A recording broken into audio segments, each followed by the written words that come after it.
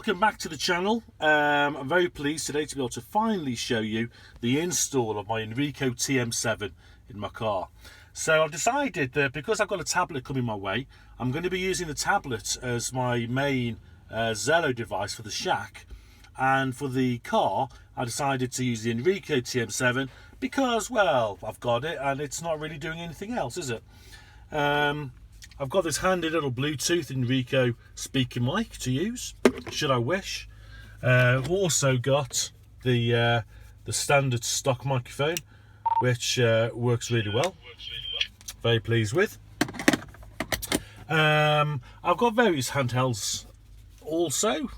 The old Inrico, is it the W5 or 5W? Whichever it is. Nice bit of kit, really like that one. So I decided, yeah, I've got this spare, I might as well stick it in the car. So first things first was deciding whereabouts am I going to put it. Well, I'm using an old Honda CR-V, and I did think at one point I was going to stick it up here in the top, and it did fit nicely, fastened to the under part there of the roof, the liner. And yeah, okay, so you'd have a wire hanging down if you wanted the wire hanging down, but I didn't think I would because I'd be using the Bluetooth, so I thought it would actually fit up quite nicely there. But then I decided no, it's too faffy trying to get more wires up there, and I already had cables down here for my old installs, so I decided just to keep it nice and simple and have it down below. So what I was thinking was, what I have been thinking about is, well, do I really need something as complicated as an Inrico to actually install it and to set it up?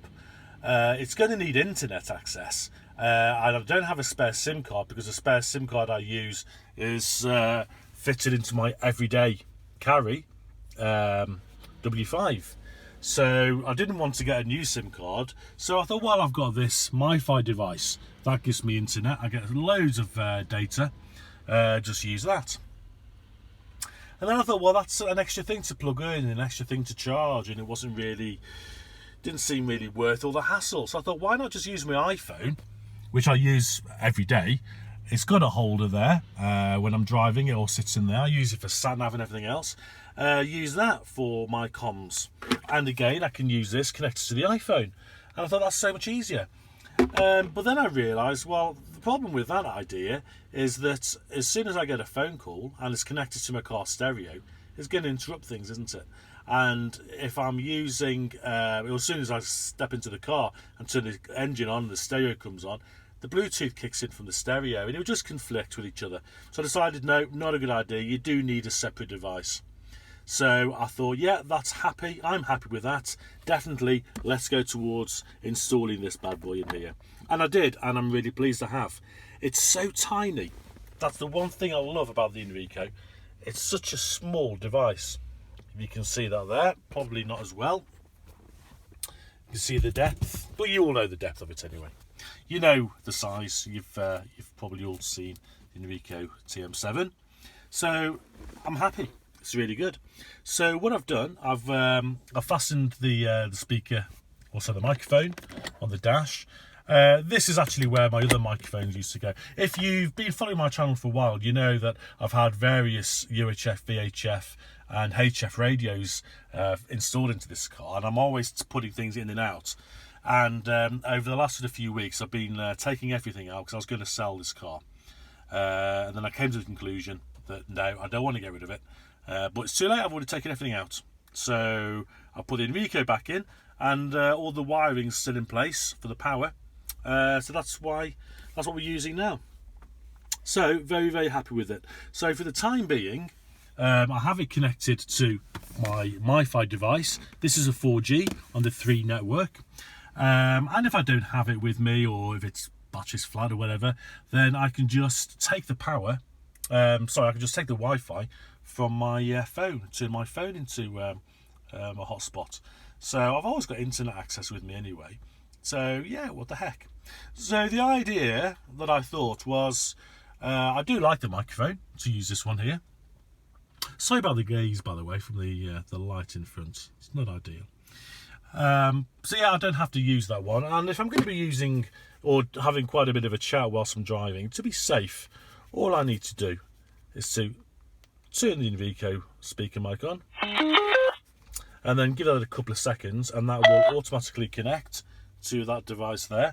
And then I can just fasten this, I can just leave it on my lap, I can fasten it onto my seatbelt or onto my shirt, and I'm a lot safer to be talking and driving. Not that it's probably still that safe, I'm not sure, but there you go. So there we go, already that's connected. Love this handset. Check out the review that I've done if you haven't already seen it. This is the like I said, this is my everyday carry. This is what I've been using to test it all with, and I've been really pleased. So definitely a good purchase there. And this device I keep switched on. I don't bother turning it off. It's got such a low current drain. You know, and I'm always out driving in the car anyway, so I don't leave the vehicle for long periods of time without the engine running and charging. So it's not going to cause me any problems.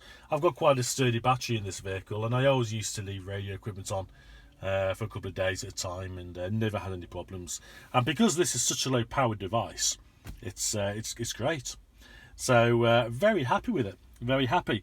I love the built-in speaker in the Inrico because it's very loud.